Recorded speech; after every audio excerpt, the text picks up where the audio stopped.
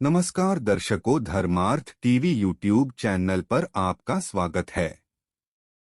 आज की प्रस्तुति में हम जानेंगे कि धरती पर इस कलयुग का अंत कैसे होगा व किस प्रकार होगा, तो इस वीडियो में अंत तक बने रहें। उससे पहले अगर आपने धर्मार्थ टीवी यूट्यूब चैनल को सब्सक्राइब नहीं किया तो सब्सक्राइब करें। तो चलिए ज्यादा समय न लेते हुए वीडियो को आरंभ करते हैं।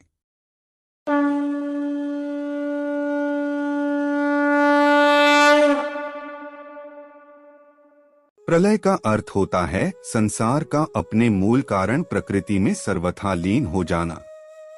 प्रकृति का ब्रह्मा में लय लीन हो जाना ही प्रलय है। यह संपूर्ण ब्रह्मांड ही प्रकृति कही गई है। इसे ही शक्ति कहते हैं। हिंदू शास्त्रों में मूल रूप से प्रलय के 4 प्रकार बताए गए। पहला, किसी भी धरती पर से जीवन का समाप्त हो जाना। दूसरा, धरती का नष्ट होकर भस्म बन जाना। तीसरा, सूर्य सहित ग्रह नक्षत्रों का नष्ट होकर भस्मीभूत हो जाना। और चौथा, भस्म का ब्रह्मा में लीन हो जाना, अर्थात फिर भस्म भी नहीं रहे, पुनः शून्यावस्था में हो जाना। इस विनाश लीला को नित्य, आत्यंतिक, नैमित्तिक और प्राकृत प्रलय में बांटा गया है। जिसका जन्म है उसकी मृत्यु भी तय है। जिसका उदय होता है उसका अस्त होना भी तय है, ताकि फिर उदय हो सके। यही सृष्टि चक्र है। इस संसार की रचना कैसे हुई और कैसे इसका संचालन हो रहा है और कैसे इसके विलय हो जाएगा, इस संबंध में पुराणों में विस्तार से उल्लेख मिलता है। पुराणों में सृष्टि उत्पत्ति, जीव उद्भव, उत्थान और प्रलय की बातों को सर्गों में विभाजित किया गया है। हालांकि पुराणों की इस धारणा को विस्तार से समझा पाना कठिन है। इसीलिए हम ब्रह्मांड की बात न करते हुए सिर्फ धरती पर सृष्टि, विकास, उत्थान और प्रलय के बारे में बताएंगे। जब जब पृथ्वी पर प्रलय आता है, भगवान विष्णु अवतरित होते हैं। पहली बार जब जल प्रलय आया तो प्रभु मत्स्य अवतार में अवतरित हुए, और कलयुग के अंत में जब महाप्रलय होगा तब कल्कि अवतार में अवतरित होंगे। कलयुग के अंत में होगी प्रलय, तब कैसा होगा माहौल। श्रीमद् भागवत के 12 स्कंध में कलयुग के धर्म के अंतर्गत श्री शुकदेवती परीक्षित जी से कहते हैं, ज्यों ज्यों घोर कलयुग आता जाएगा त्यों त्यों उत्तरोत्तर धर्म, सत्य, पवित्रता, क्षमा, दया, आयु, बल और स्मरण शक्ति का लोप होता जाएगा। अर्थात लोगों की आयु भी कम होती जाएगी जब कलिकाल बढ़ता चला जाएगा। कलयुग के अंत में जिस समय कल्कि अवतार अवतरित होंगे, उस समय मनुष्य की परम आयु केवल 20 या 30 वर्ष होगी। जिस समय कल्कि अवतार आएंगे, चारों वर्णों के लोग बोने के समान हो जाएंगे। गायें भी बकरियों की तरह छोटी छोटी और कम दूध देने वाली हो जाएगी। वर्षा नहीं हुआ करेगी, भयंकर तूफान चला करेंगे।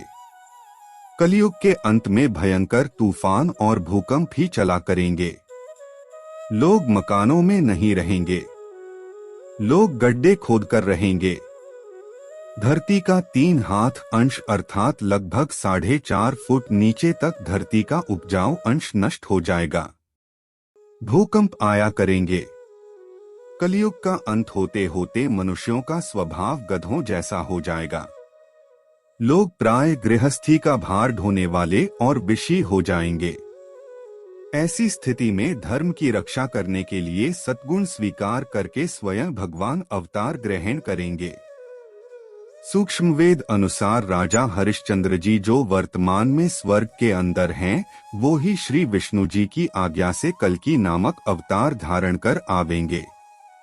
वे विष्णु लोक में विराजमान है, जहां वे अपने पुण्यों का फल भोग रहे हैं। ऐसा होगा प्रलय का नजारा। पहली भविष्यवाणी। महाभारत में कलयुग के अंत में प्रलय होने का जिक्र है, लेकिन यह किसी जल प्रलय से नहीं बल्कि धरती पर लगातार बढ़ रही गर्मी से होगा। महाभारत के वन पर्व में उल्लेख मिलता है कि कलयुग के अंत में सूर्य का तेज इतना बढ़ जाएगा कि 7 समुद्र और नदियां सूख जाएंगी। संवर्तक नाम की अग्नि धरती को पाताल तक भस्म कर देगी।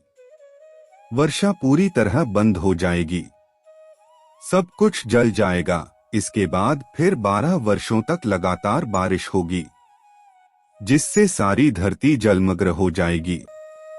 जल में फिर से जीव उत्पत्ति की शुरुआत होगी। प्रलय की तीसरी भविष्यवाणी। महाविनाश कब होगा जानिए।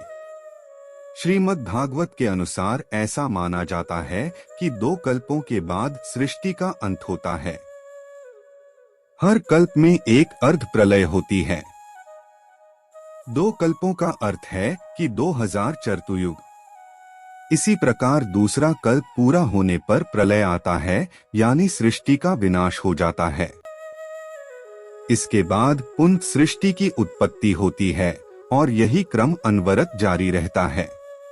क्या है कल्प? मनुष्य का 1 मास, पितरों का 1 दिन रात, मनुष्य का 1 वर्ष, देवता का 1 दिन रात, मनुष्य के 30 वर्ष, देवता का 1 मास, मनुष्य के 360 वर्ष, देवता का 1 वर्ष, मनुष्य के 4,32,000 वर्ष, देवताओं के 1200 दिव्य वर्ष अर्थात 1 कलियुग, मनुष्य के 8,64,000 वर्ष, देवताओं के 2,400 दिव्य वर्ष अर्थात 1 द्वापर युग, मनुष्य के 12,96,000 वर्ष, देवताओं के 3,600 दिव्य वर्ष अर्थात 1 त्रेता युग, मनुष्य के 17,28,000 वर्ष अर्थात देवताओं के 4,800 दिव्य वर्ष अर्थात 1 सतयुग।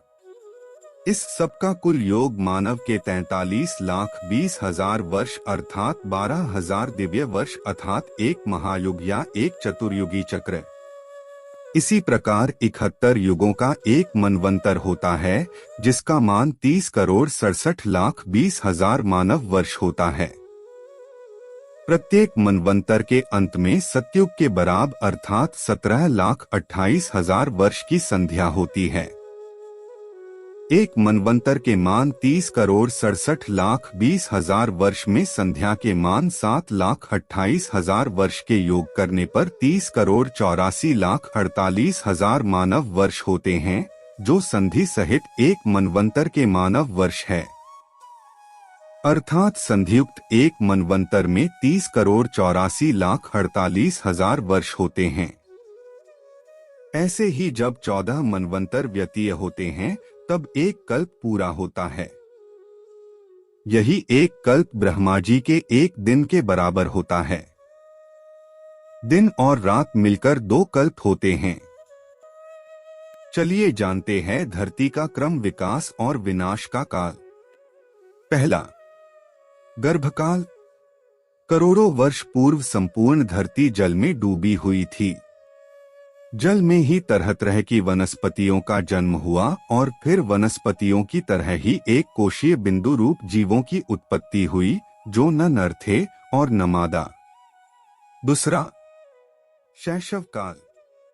फिर संपूर्ण धरती जब जल में डूबी हुई थी, तब जल के भीतर अम्दिज, अंडज, जरायुज, सरीसृप केवल मुख और वायु युक्त जीवों की उत्पत्ति हुई।